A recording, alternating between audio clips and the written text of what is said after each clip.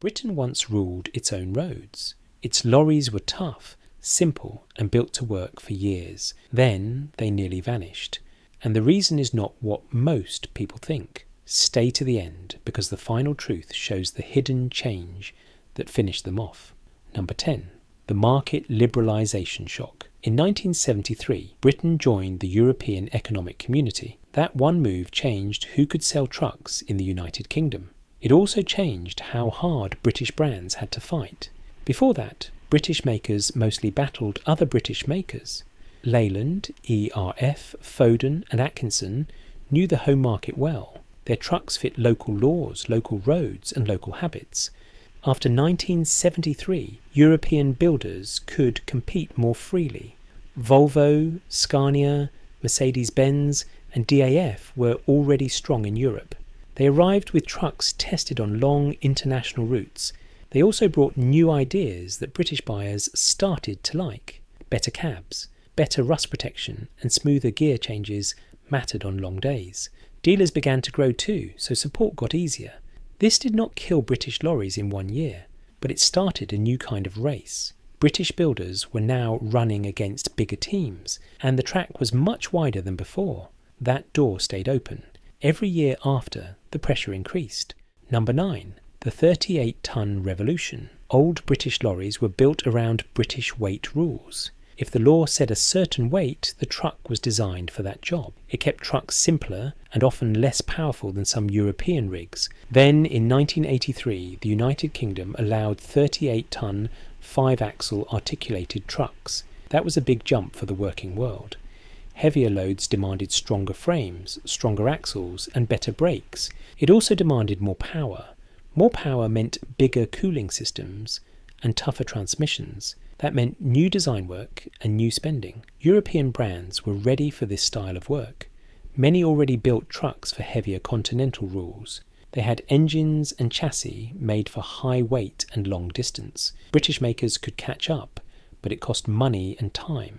Some models needed major changes. Some companies were already short on cash. The real revolution did not end at 41 tons in 1999. In 1994, 44-ton trucks were allowed for railroad combined transport, but general 44-ton operation was not legal until February 1st, 2001. That 2001 change transformed British haulage. It pushed fleets toward high-powered modern tractor units designed for maximum payload efficiency. This was the true weight revolution. After 2001, the market fully favoured European-style heavy Arctics. Number 8. The industrial confidence collapse. In the 1970s, Britain saw heavy industrial unrest. Big factories faced stoppages, slowdowns and disputes. Truck plants were part of that storm. When factories stop, orders get delayed. When work restarts in a rush, quality can slip. For hauliers, delays are not just annoying, they are expensive. A haulage firm needs trucks on time. A new contract can depend on new vehicles arriving on schedule. If the trucks come late, the business suffers. Some fleets started to look for steadier supply. They did not always hate British trucks. They just wanted certainty. European makers often looked more stable during these years. Their production lines seemed more reliable. Their delivery promises felt safer. Once big fleets start buying from a rival, it becomes normal. Mechanics learn the new brand. Drivers learn the new cab. Parts shelves change. That creates a loop. The more you buy one brand, the easier it is to keep buying it. Industrial unrest did not end British lorries alone, but it weakened the bond between maker and customer. And in trucking, trust is everything. Number 7. The emissions compliance crisis. British lorries had famous engines. The Gardner diesel became a legend. It was known for long life and steady fuel use. Drivers trusted it because it felt simple and strong. Mechanics trusted it because they could fix it without fancy tools.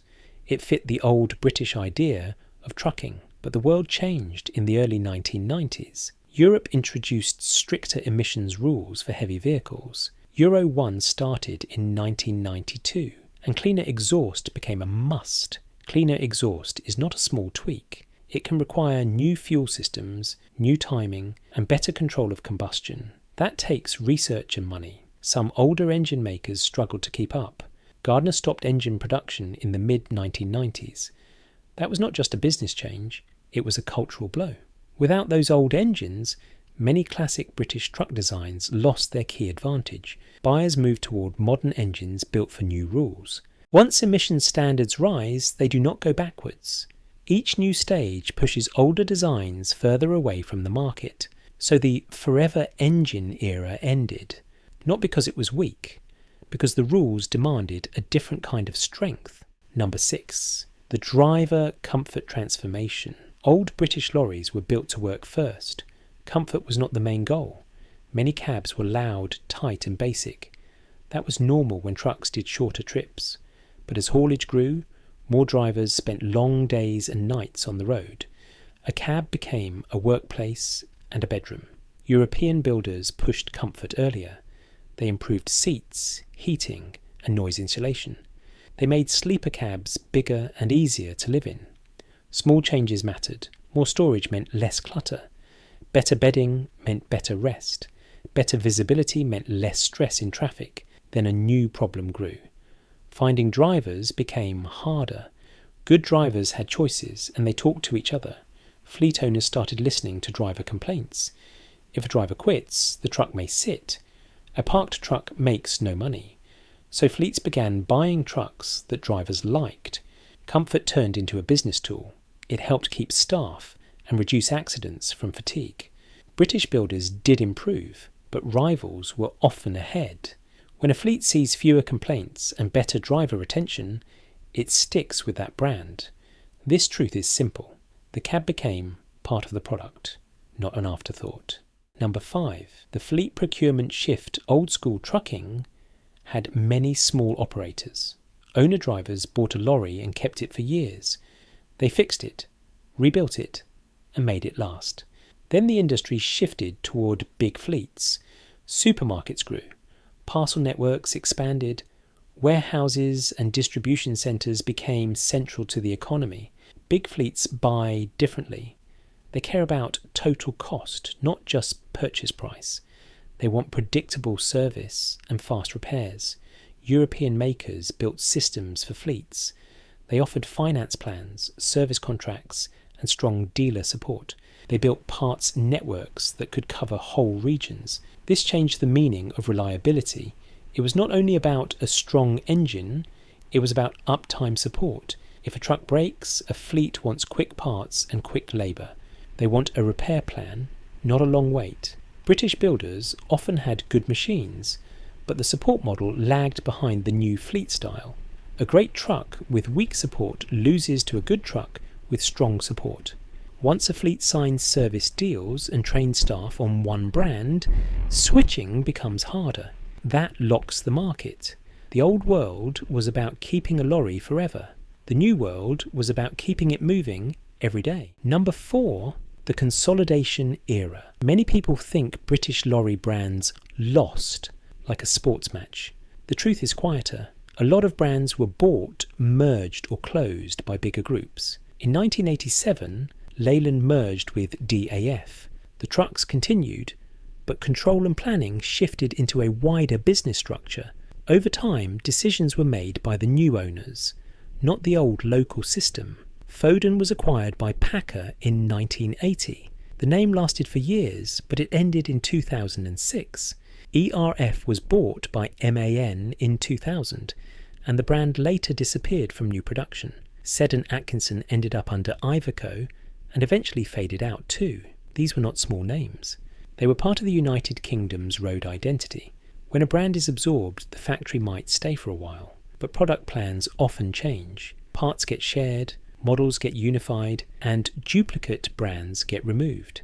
That is how big companies stay efficient. They reduce overlap. For Britain, it meant fewer independent builders. The badges survived for a time, then vanished. It was not one funeral. It was many quiet endings signed on paper. Number 3, the scale advantage gap.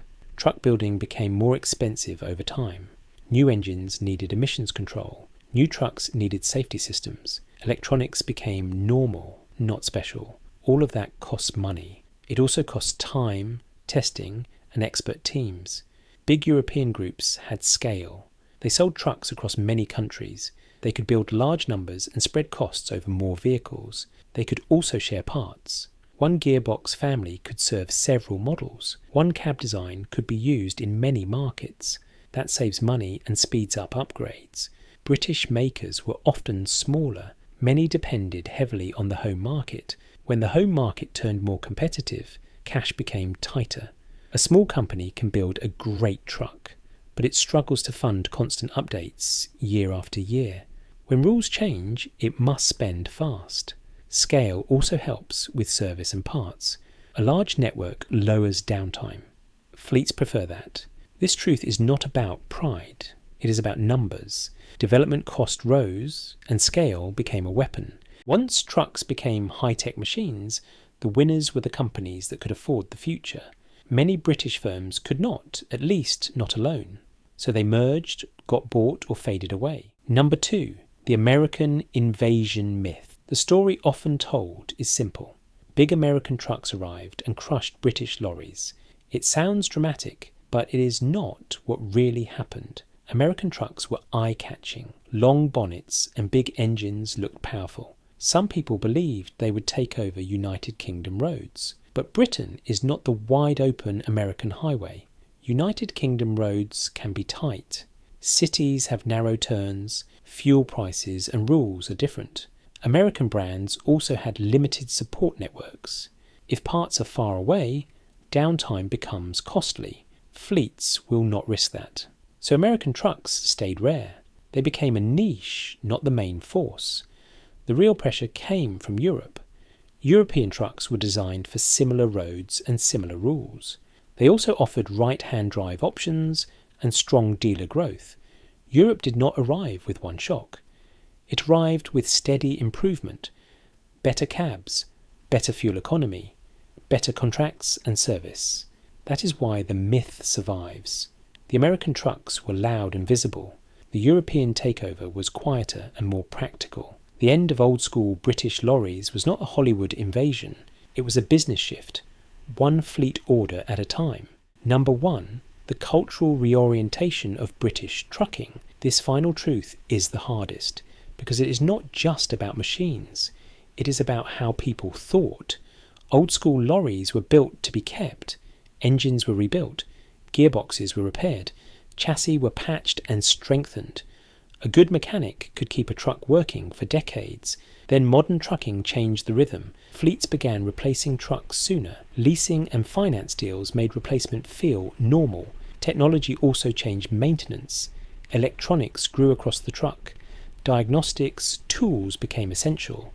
Repairs became less about feel and more about data. That made older, simple trucks less useful for big fleets. Fleets wanted standard systems, standard training, and predictable results. The old pride of "I can fix anything with my tools" started to fade. A new pride replaced it. My trucks never stop because my system is strong. Once that culture changes, the market changes too. New trucks are chosen for uptime plans, resale value and compliance, not for rebuild stories. So the old school lorry did not lose because it was bad. It lost because the world it was built for disappeared. When the culture changed, the era ended. Britain's old school lorries did not vanish in one night. 10 forces pushed them, slowly and steadily, until the old model could not survive. Some factories kept building, but the era of many independent British brands was over. The road never stopped. It just moved into a new age with new rules, new economics, and a new kind of truck.